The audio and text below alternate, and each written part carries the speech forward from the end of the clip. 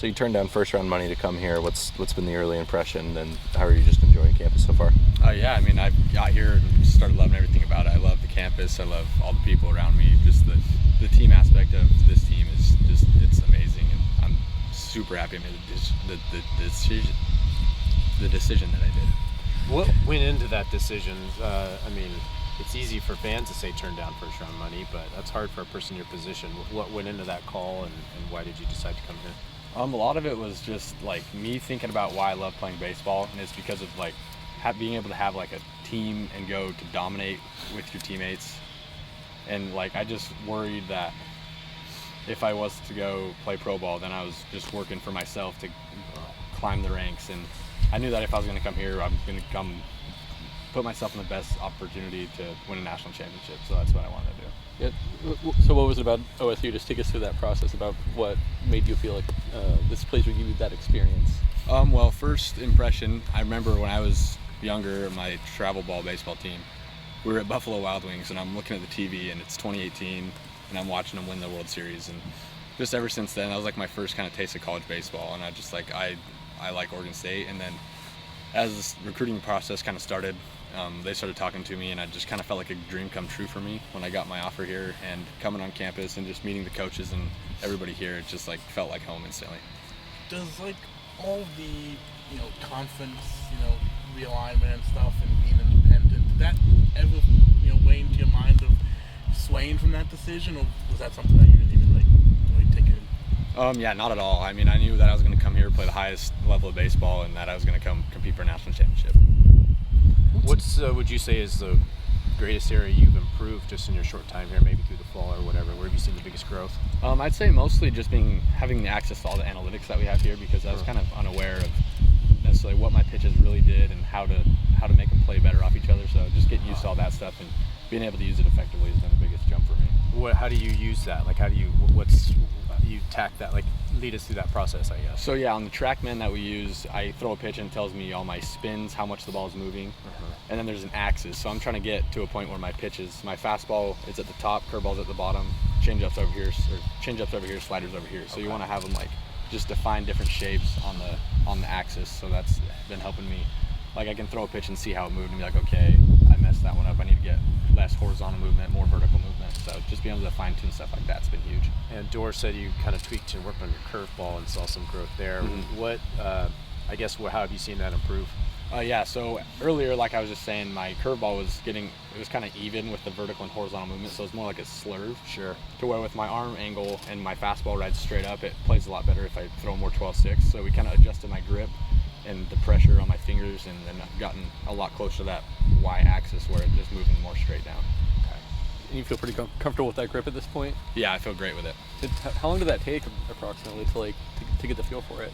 So we started out, me and Dor, just throwing like 15 feet, just spinning it, probably about 2 days. And then I had lives the next day and I threw it and it was way better. So it's pretty quick. The other two are change slider. Other secondaries. Yep. So I got change up slider. Yep. What are the velos kind of sitting for all those? My slider's around 83, 84, and change up's 89 to 90. And the shape on the slider, is that more sweeper? Yeah. Okay, yep. Gotcha. It's pretty much straight across the zone. Kind of looking over your recruiting profile, following the fastball velo, I saw like 2 years ago it was like topping 91, and now you're running it up 98.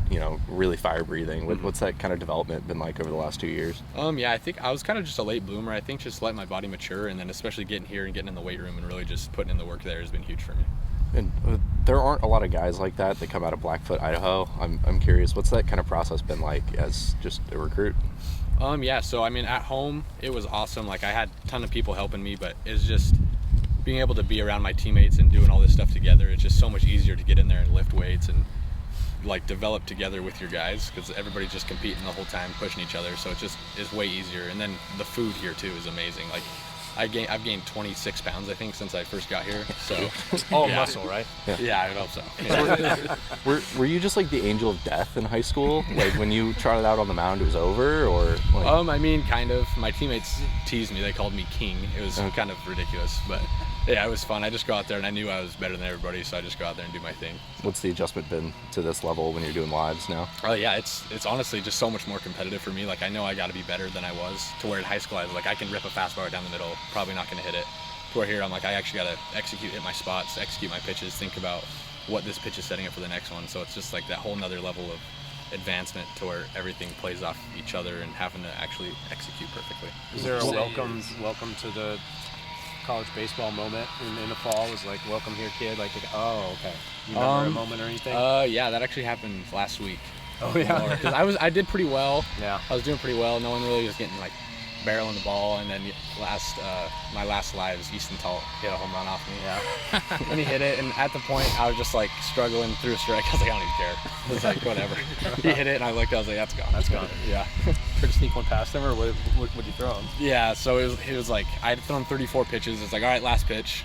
He knew fastball was coming. I knew I was throwing a fastball. Door was like fastball. I was like, all right. So I threw it and timed it up pretty well. Yeah. Who would you say is mentoring you the most since you came here to help become more competitive, play at this higher level? I'd say definitely Joey Munt. He's one of my roommates. He's the oldest guy on the team. He's been here this is his 7th year, so he's been here a long time, kind of knows how everything works, and he's just taking me under his wing. We talk about it all the time, like in the living room, different pitch shapes, like what he sees with me, what I think I need to work on, just like kind of how things are going to work. So he's been my huge mentor for me. I was going to ask about him. What's the best nickname that they've thrown around for him? There's so many with an old guy. Papa Joe's a Papa good one. Joe? Yeah. Yeah. Uncle Joe, yeah, stuff like that. Okay. What do you like most about the staff? Like, how would you describe the talent you guys have? It's electric. Everybody throws gas. Everybody that throws gas has banger sliders or curveballs that go off of it. Like, all I'm saying is I would not want to be in the box against our staff. Yeah. I guess, does that push you? Like, do you guys kind of challenge each other when you have that many dudes? I can't imagine that you wouldn't. For sure, yeah. I mean, I watch these guys' bullpens. They're just dotting up, throwing gas, and I'm just like, all right, that makes me realize I got to be so much better if I want to go out there and compete on the weekends. So, What's the nastiest pitch on the staff? Who's got it? ooh, I'd say probably AJ Hutchison's turbo submarine slider. Thing rises and spins 3,300 RPMs. That thing's insane. Kleinschmidt rises a little bit too. He's got a weird kind of Yeah, it almost does. I have to play catch with him every day. It's not fun. He just blows up my thumb. The thing's coming at me. It stops, looks at me, then it breaks. I'm like, oh my gosh. He's got kind of a funky delivery too. Yeah, kind of it is kind of funky. Yeah. Sweet. Anything else? Who's the guy that you? I mean, I don't want to say you least like to face because I'm sure you don't care who you face. But who's a guy who, when he steps to the plate, you got to really focus, like this fall or whatever? I'd say just early, when I haven't really faced many people, I don't really know like the tendencies. Definitely like Gavin and Trent for sure, and Dallas too. Dallas is always a tough AB. He's always putting bat on ball no matter what, hard to strike out. Yeah. But yeah, definitely Trent and Gavin, just because I watch YouTube and I see how far these guys hit the ball. So I'm like, all right, let's be careful here.